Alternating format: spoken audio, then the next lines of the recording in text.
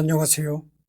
오늘이 토요일 2025년 8월 2일 오후 12시 31분을 지나가고 있습니다. 예전에 내가 영상 프로그램을 제작하던 그 프로그램은 더 이상 어떻게 사용이 안 돼요. 그래서 이 카드로 영상 프로그램 제작하는 그런 프로그램을 구입해서 사용했단 말이죠. 근데 이 카드로 더 이상 이제 구입을 할 수가 없어요. 거기서 자꾸 거부하는 거예요. 그래 어떻게 됩니까? 그래서 기존에 사용하던 영상 프로그램은 사용을 못하고 완전히 다른 프로그램을 지금 사용하거든요. 그래서 완전히 다른 프로그램을 사용을 하니까 처음 사용하는 거라 어리둥절해가지고 한 번 결제했던 걸 또 다시 결제하고, 그래서 두 번 결제하고, 그렇게 이제 돈을 낭비하게 됩니다만은, 하여튼 처음 사용하는 거라 사용법이 서툴러가지고 그런 거예요. 그래서 기존에 사용하던 영상 프로그램은 이제 더 이상 자꾸 이 체크카드입니다. 체크카드. 그래서 이 체크카드가 이게 하나은행 체크카드거든요. 그래서 하나은행에 가서 내가 하나은행 직원한테 문의해 봤어요. 내가 외국 사이트에 접속해가지고 영상 제작 프로그램을 다운받는데 계속 이 카드를 사용했다. 근데 어느 날 갑자기 이 카드가 더 이상 사용 못하게 거부가 온다. 근데 뭐라고 나한테 메일이 오냐면은 은행에서 거부한다. 이렇게 메일이 온다. 그래서 내가 은행에 와본 거다. 하나은행에서 이거를 나의 결제를 거부하는 거 아니냐. 그게 아니란 겁니다. 그게 아닌데도 어떻게 무슨 원인인지 자꾸 거기서 거부를 하고 있는 거예요. 해외 웹사이트에서 프로그램을 제공하는 웹사이트에서 이걸 거부를 하고 나오는 거예요. 그래서 할 수 없이 기존에 사용하던 프로그램은 더 이상 사용을 못하고 어차피 이제 다른 프로그램을 사용할 수밖에 없다. 그래서 다른 프로그램을 지금 이렇게 훑어봤는데 기존에 사용하던 프로그램보다 더 프로그램을 잘 만들었어요. 그러니까 그런 걸 이제 뭐라고 하냐면 전화위복이라고 하죠. 화가 복이 되었다.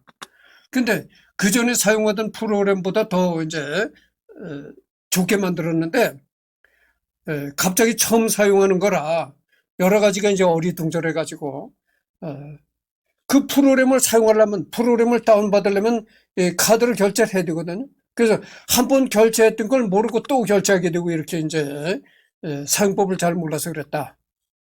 그러고 말씀드리고요. 그리고 요즘에 내가 시간이 많습니다. 토요일 날 노지, 일요일 날 노지. 원래 토요일, 일요일 날은 이제 주말에서 놀아요. 원래가 노는 날인데 거기다가 토요일, 일요일 플러스 월, 화, 수를 놉니다. 그러니까 다음 주 목요일 날에 내가 이제 직장에 출근하는데 그럼 5일을 노는 거죠. 토, 일, 월, 화, 수. 닷새를 노는 건데 그래서 시간이 많죠. 요즘에 얼마나 덥습니까? 이제는 더운 것도 괴롭고 추운 것도 괴롭죠. 그래서 굉장히 더울 때, 굉장히 추울 때는 내가 이제 여행을 안 하려고 합니다. 그래서 이제 혹서기 혹한기는 예전엔 뭐 혹서기 혹한기라도 여행을 했는데 여러분도 그렇잖아요. 시원한 에어컨 밑에서 에어컨 바람을 쐬는 게 그게 최고의 낙입니다. 돌아다녀 봐야 날씨는 덥고 괴롭죠. 그래서 이제 5일 동안 유튜브만 하면서 그렇게 보내려고 합니다. 그래서 시간이 많죠.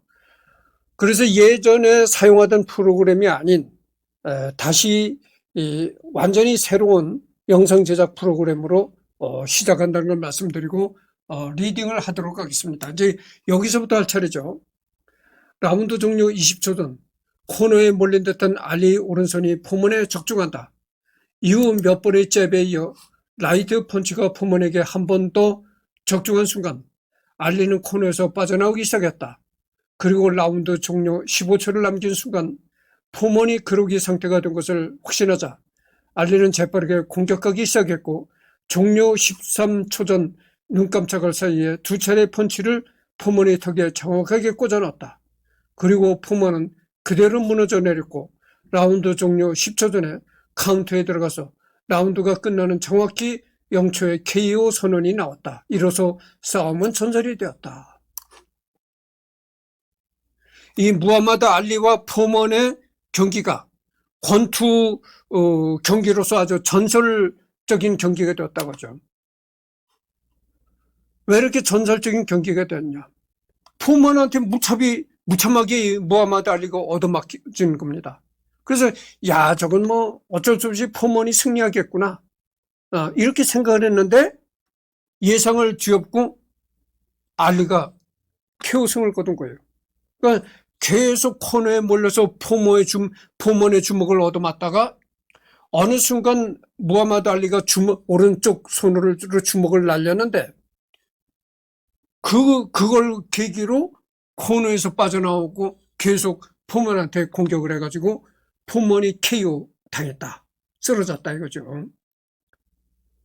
이렇게 100% 패색이 짙어지다가 반전을 하게 되면 어떻게 되는 겁니까? 관중이 아주 열광의 도가니가 되는 거예요. 그렇잖아요. 패색이 완전히 패한다고 누구나 생각했던 게 반전이 일어나서 뒤집어진다.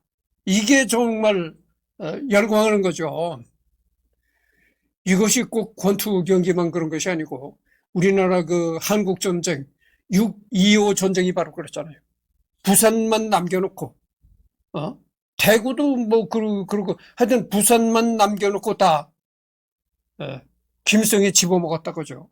그래서 누가 보든 간에 다 대한민국은 이제 이 한반도는 완전히 김일성 손아귀에 들어갔구나 이렇게 생각을 한 겁니다. 누구든 그렇게 생각을 했는데 인천 상륙작전이라는 그 반전이 일어나가지고 완전히 180도 뒤집어 엎은 겁니다.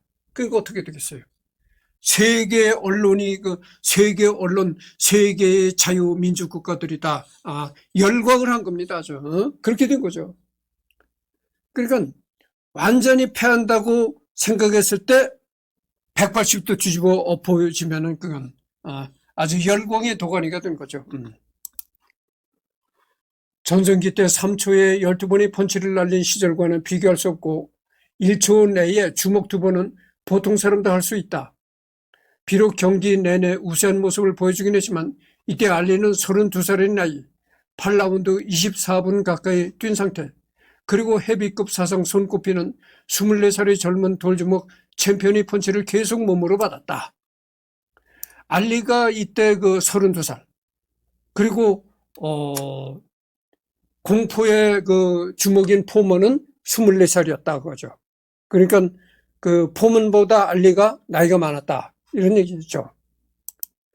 아무리 로프를 이용하며 가드로 받아낸다고 해도 누적되는 피해와 피로는 적지 않았을 것이다. 게다가 애초에 로프의 등을 기댄다는 것 자체가 살성 회피는 상체로만 하겠다는 것인데 이 경기에서만 보자면 회피는 거의 포기하고 그냥 가드와 맷집으로만 버틴 것이다. 알리는 그 상태에서 찰나의 순간 그림 같은 펀치 콤비네이션을 포먼의 안면에 정확히 적중시켰다.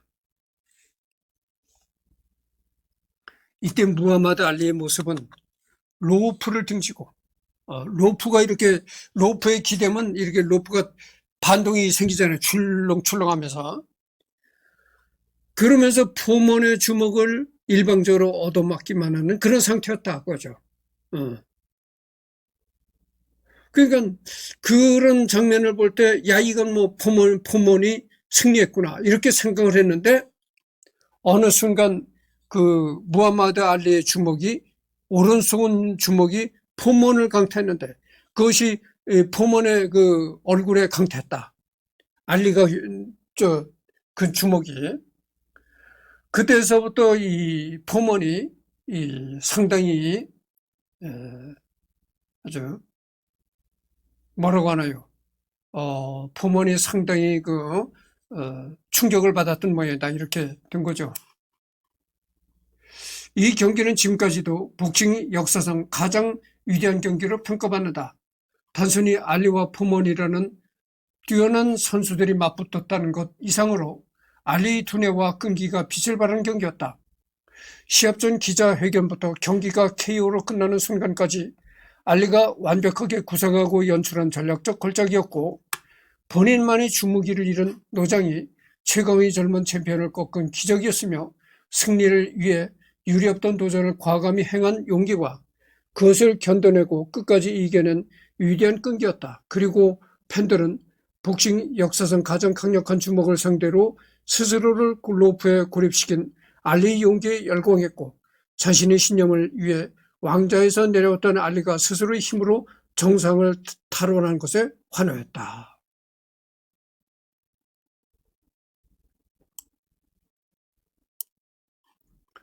여기 보면 전략적 연출이다.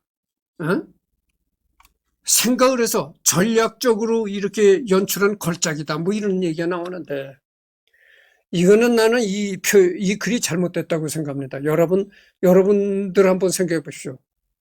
그 무서운 포먼의 주먹을 사정없이 계속 얻어맞는데 정신이 있겠어요?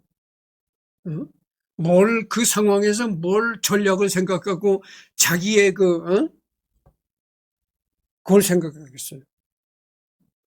권투가 아니라도 여러분들 생각해 보십시오. 위급한 상황에 처했다. 사람이 위급한 상황에 처하면요, 아무 생각이 안 나는 겁니다. 그냥 본능적으로 허둥지둥하게 되는 것이지, 그때 뭐 전략을 생각하고 이게 나오겠어요? 응? 그렇잖아요?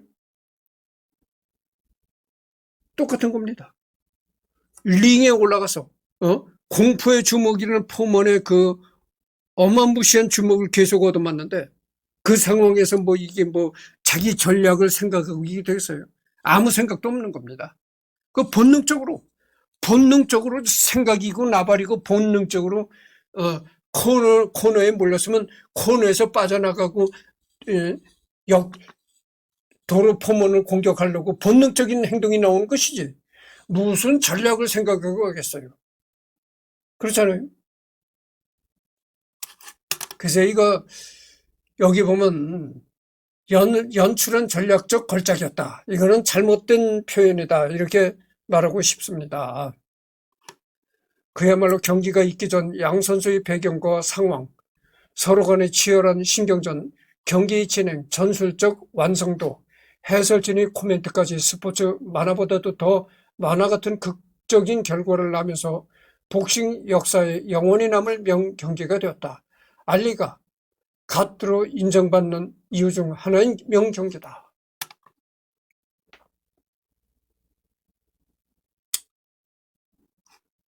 복싱 역사에 영원히 남을 명경기가 되었다. 그렇잖아요. 상황을 180도 뒤집으면 그게 명경기가 되고 그러는 겁니다. 그래서 아까도 바로 전에도 내가 얘기했지만, 한국전쟁 6.25 때 180도 뒤집어 엎었잖아요. 그러니까 계속 부산만 남기고 폐색이 짙어갔는데 180도 뒤집어 엎고 인민군이 계속 쫓기는 상태가 되었다고. 그래서 이제 명전략이 됐던 겁니다. 인천 상륙작전이 명전략이 됐고, 이 권투 경기에서도 이때 포먼과 무하마드 알리가 링 위에서 겨뤘던 이 경기도 전설적인 명경기가 되었다, 이런 얘기입니다. 사실 엄밀히 따지면 로프와 도프 전술에도 파해법은 존재한다. 로프에 기댄 선수를 클린치를 통해 떨어뜨리는 등 굳이 무리해서 때리지 않거나, 혹은 머리보다는 비교적 움직임이 적은 보디를 위주로 치되 롱펀치 대신 체력이 덜 닿는 슛 훅이나 어퍼로 상대방을 무력화시키는 방법도 있다. 다만 로프와 도프 전술은 이 경기에서 최초로 등장한 전술이었다.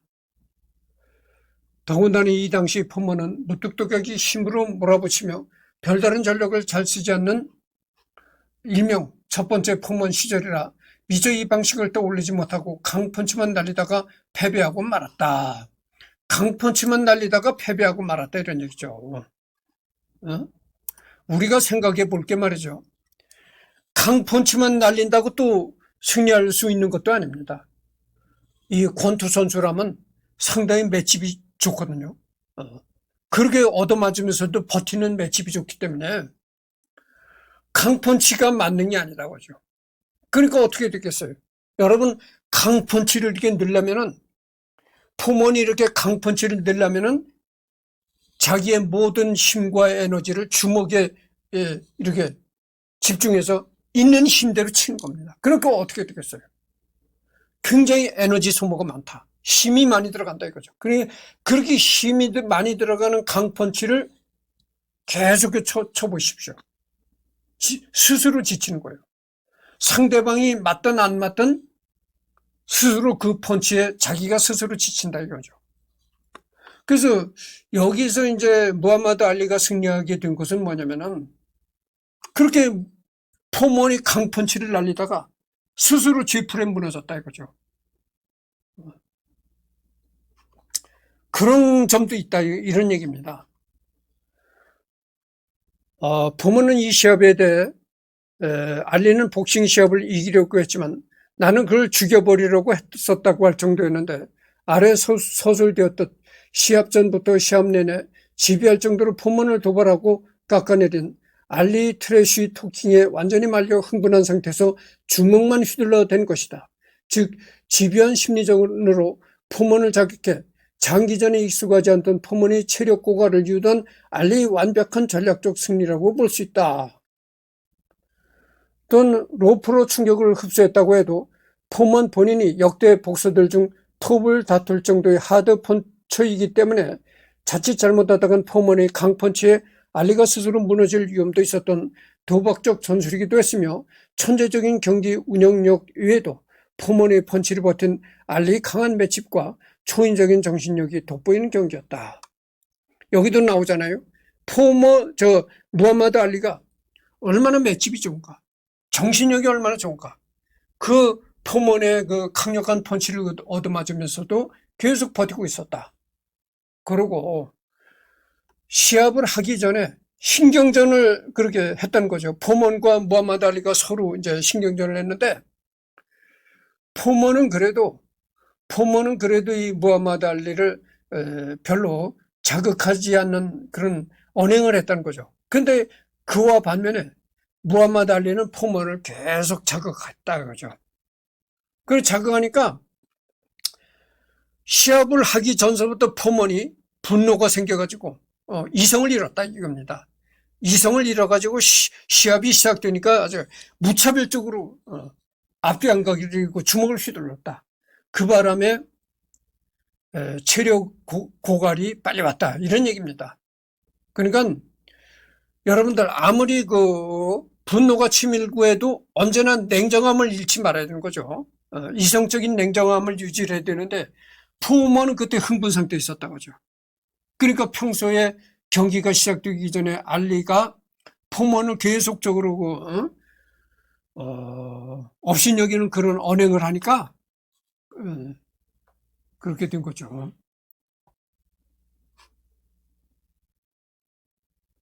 그래서 그 무하마드 알리가 포먼 보고 그랬다잖아요. 포먼이 미련한 놈이다. 나는 나비처럼 날아서 벌처럼 쏘겠다. 뭐 이렇게. 포먼 본인도 경기 내내 내가 이길 것이라고 생각했다고 말할 정도로 아무도 예상하지 못한 전술이었다. 아무도 무하마드 알리가 포먼한테 이기기라고는 예상을 못했다 이거죠. 당연히 포먼이 이길 것이다 이렇게 생각했다는 겁니다. 이 경기 뒤에도 알리는 론 라인이나 어니 세이버스 같은 슬러거들도 로프도프 전술로 상대해 승리했다. 존 프레이저. 이게 이제 존 프레이저 선수와 또 알리가 붙는 겁니다. 15 and a half pounds, wearing light blue trunks with the white stripes, from Philadelphia. 여기 보면 역시 그 실펜치가 이제 뭐마다 그다음에 그 청색 벤치가 조 프레이저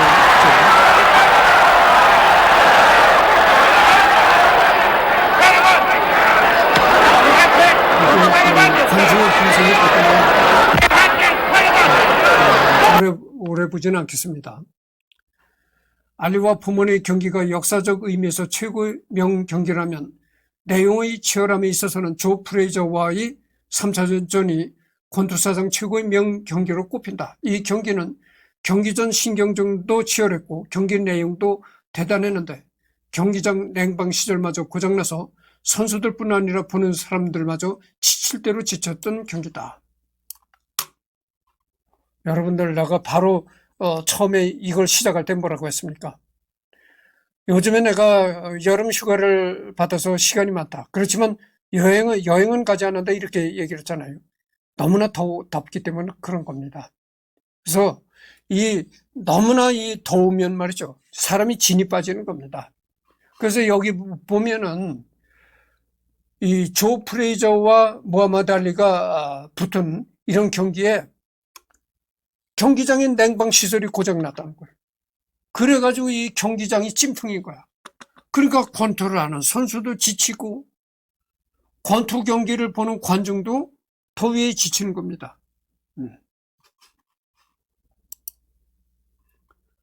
그러니까 경기장에 그냥 입추 여지 없이 그냥 팍팍하게 관중들이 몰렸으니 그 열기 때문에도 더 더운 거죠. 그러니까 아주 찜통인 거죠, 찜통. 속된 말로 찜통. 진을 빼게 하는 그런 더위 속에서 경기가 치러지니까 선수도 지치고 보는 관중도 지치는 겁니다. 이들은 세 차례나 맞붙으며 복싱 역사상 가장 강력한 라이벌 구도를 형성했다. 프레이저와 알리의 1차전 15라운드까지 가는 혈투 속에서 결과는 프레이저의 판정승, 알리의 생애 첫 패배였다. 그런데 얼마 가지 않아 프레이저가 조지 포먼에게 2라운드에서만 6번의 다운을 당한 끝에 KO 패배로 챔피언 타이틀을 빼앗기고 이후 알리가 그 포먼을 무너뜨리며 다시 챔피언이 된다.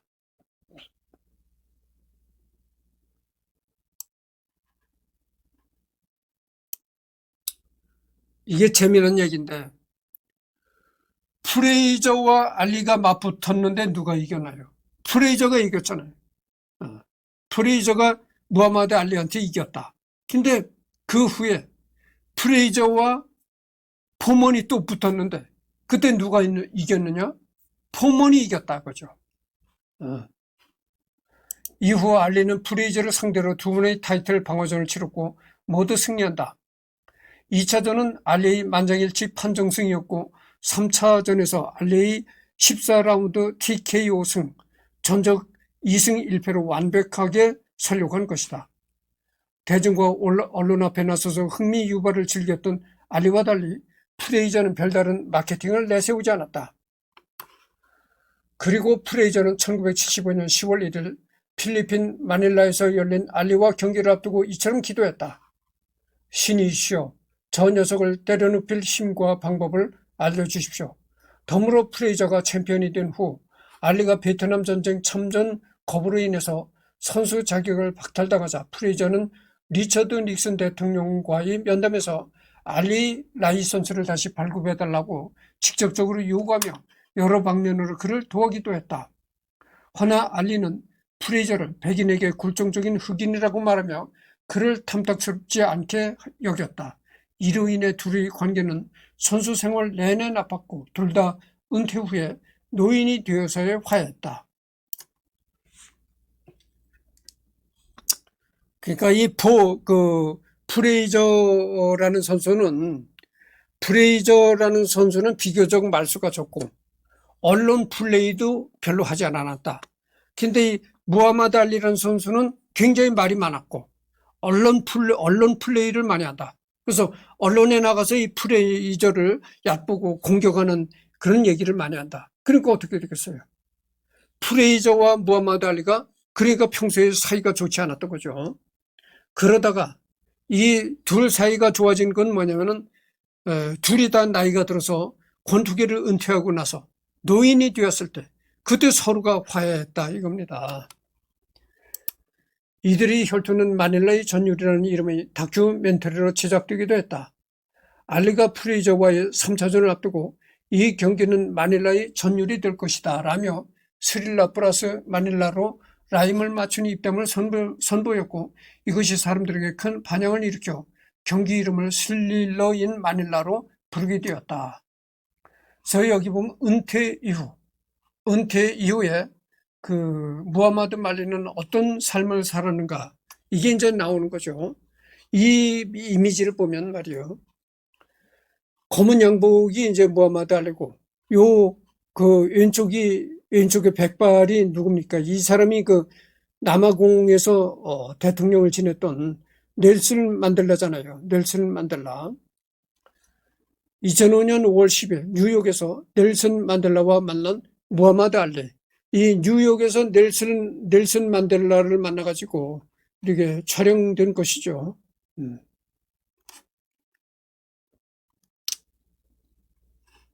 그의 권투 신화는 1978년 2월 15일 레온 스핑크스에게 패하면서 저물기 시작했다. 이때 상실한 WBC, WBA 헤비급 타이틀 중 WBA 타이틀은 같은 해 9월 15일 다시 레온 스핑크스와의 서력전 끝에 탈원했으나 WBC 타이틀은 탈원하지 못하고 1981년 은퇴했다.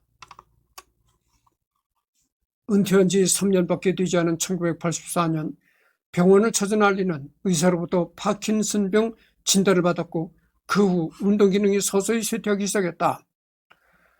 알리의 파킨슨병 진단은 공식적으로 1984년이지만 선수 말년 시절의 영상들을 보면 이미 움직임과 언행이 예전과는 확연히 다르게 느껴질 정도로 어눌해지고 느려지고 부자연스러워졌기 때문에 이미 1970년대 말부터 파킨슨병 증상이 나타나기 시작한 것으로 여겨지고 있다. 전성기 때 엄청나게 떠버렸던 그가 더듬거리며 말도 잘 못하게 되었으니 권투 관련 인물들을 비롯해서 많은 이들이 안타까워했다. 은퇴한 지 불과 3년밖에 안 됐는데 의사로부터 파킨슨병이라는 그런 진단을 받았다는 거죠. 그래서 그때서부터 이제 의사로부터 그 파킨슨병 진단을 받기 전서부터 그 알리가 말하는 거 이런 걸 봐도 알리는 상당히 평소에도 상당히 그 말을 많이 하고 이런 사람이었었는데 말수가 적어지고 예전엔 말하는 것도 빨리 말을 하고 그랬었는데 말의 템포가 늦어지고 그리고 또 움직일 때 이 동작도 늦어졌다 이거죠.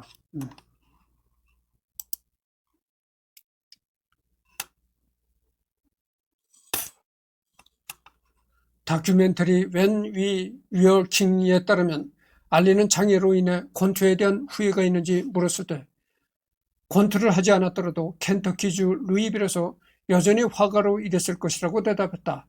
알리는 파킨슨병에 대해 말하면서 그것이 어떻게 그가 삶을 새로운 관점에서 바라보는 데 도움이 되었는지를 언급했다. 그럼 기자가 물었다는 거예요. 권투를 한 것은 후회가 없느냐? 후회가 없다는 거죠. 자기는 권투를 하지 않았더라면은 자기 켄터키주 루이빌에서 그림 그리는 화가로 생활했을 것이다. 이런 얘기를 했다고 합니다.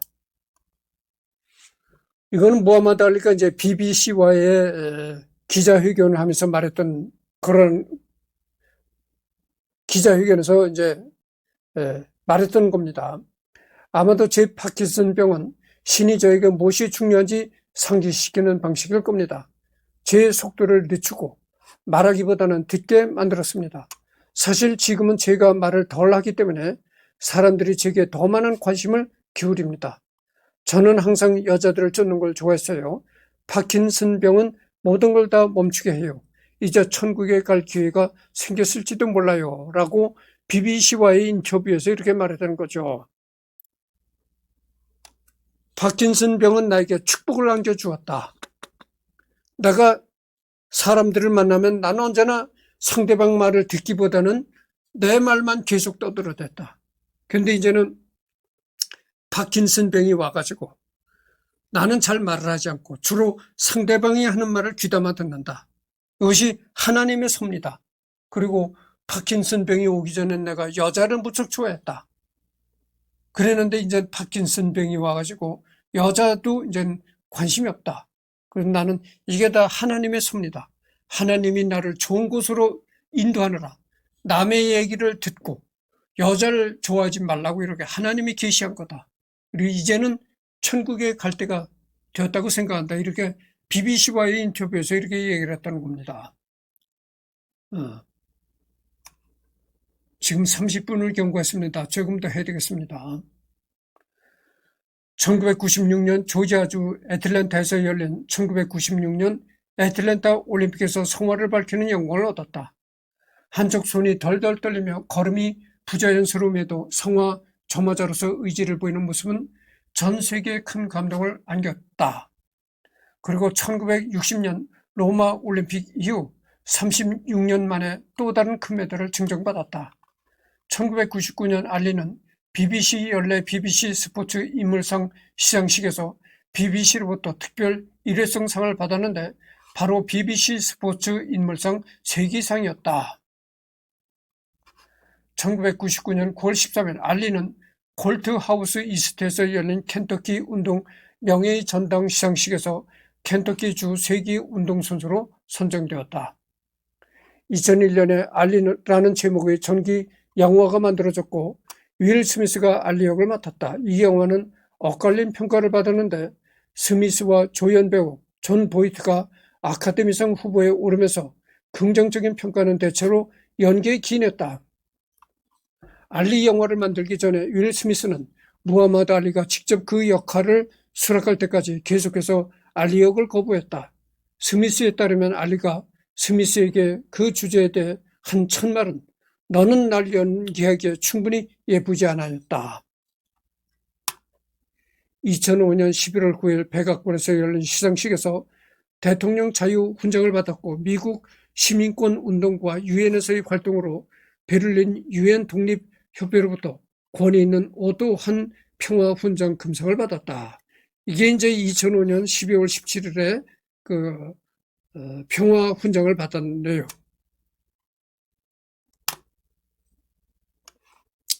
2005년 11월 19일 알리의 결혼 19주년 기념일. 2005년 11월 19일이 이제 무하마드 알리가 결혼한 지 19년이 되는 기념해였다고 하죠. 6천만 달러 규모의 비영리 무하마드 알리 센터가 켄터키주 루이빌 도심에 문을 열었다. 이 센터는 그의 권투 기념품을 전시하는 것 외에도 평화, 사회적 책임 존중, 개인적 성장이라는 핵심 주제에 초점을 맞추고 있다. 켄터키주 루이빌에 이 무하마드 알리의 기념관이 세워졌다는 거죠. 알리는 권투에서 은퇴한 이후 전 세계 인도주의적 노력에 헌신했습니다. 그는 독실한 순위파 무슬림이며 전 세계를 여행하며 굶주림과 빈곤 구제에 자신의 이름과 존재감을 제공하고 모든 종류의 교육 활동을 지원하고 입양을 장려하며 사람들이 서로를 존중하고 더 잘 이해하도록 격려합니다. 그는 굶주린 사람들에게 2200만 끼 이상의 식사를 제공하는 데 도움을 준 것으로 추정됩니다. 알리는 평균적으로 1년에 200일 이상 여행합니다. 이런 얘기는 2012년 무하마드 알리 센터 웹사이트에 이제 이런 얘기가 올라갔다는 거죠. 그러니까 무하마드 알리의 기념관 웹사이트에 이런 얘기가 이제 적혀 있다는 거죠. 알리는 권투에서 은퇴한 후로 굶주리는 사람들에게 2200만 끼 이상의 식사를 제공했다. 그러니까 우리나라 말로 하면은 요즘에 그 무료 급식소 그런 걸 했다는 거죠. 그래서 2200만 끼 이상의 식사를 가난한 사람들에게, 굶주리는 사람들에게 제공했고 평균적으로 1년에 200일 이상 그는 여행을 했다. 이런 얘기입니다.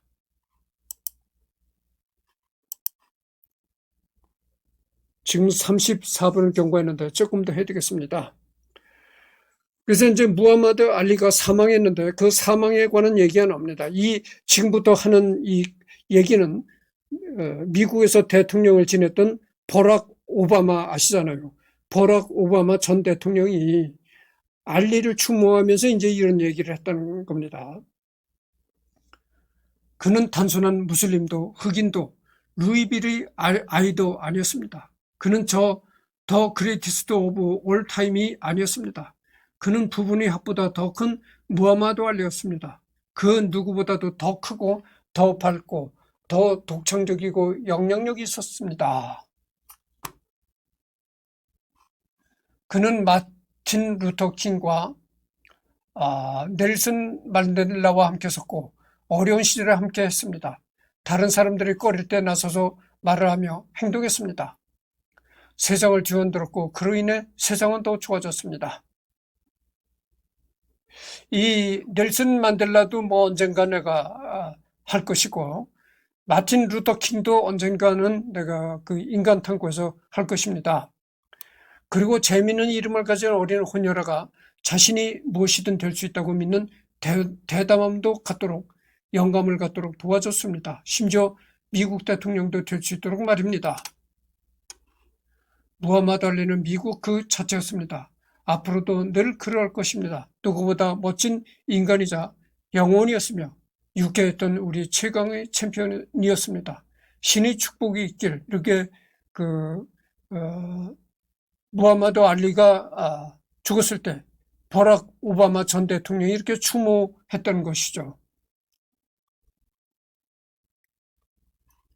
무하마드 알리의 위대함은 그저 훌륭한 선수라는 점이 아닙니다. 그것은 바로 그의 존재감이었습니다. 알리와 함께 링에 들어선다는 것은 그저 훌륭한 복서, 훌륭한 싸움꾼을 상대하는 것이 아니었어요. 이제껏 만난 사람 중에서도 가장 위대한 사람과 경합을 벌여야 한다는 것이죠. 정말로 위대한 사람이었습니다. 대체 어떻게 해야 위대한 사람을 상대할 수 있을까요? 위대한 사람은 잽이니 라이트니 하는 것으로는 상대할 수가 없습니다.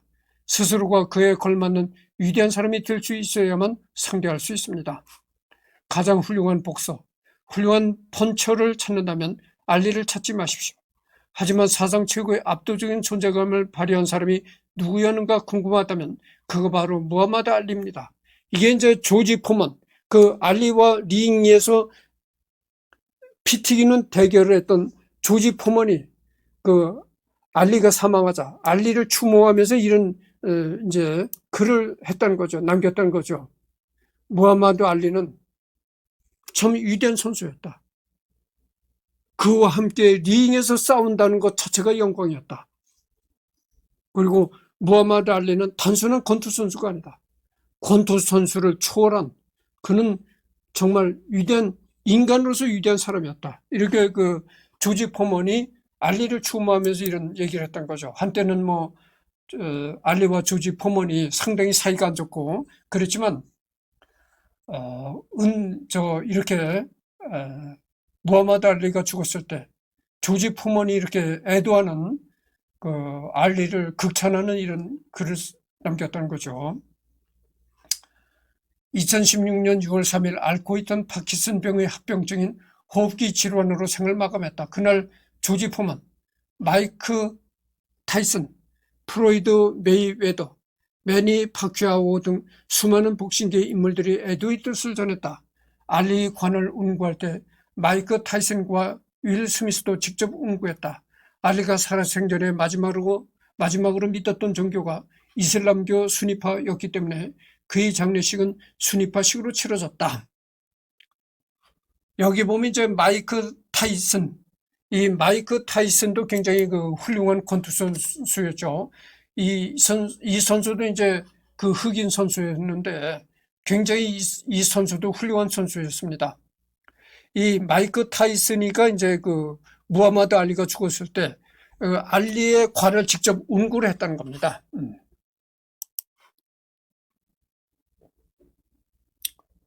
그래서 이제 여기까지만 하겠습니다. 지금 40분을 경과했습니다. 이 평가는 다음 오후에 또 한번 녹화를 하도록 하겠습니다.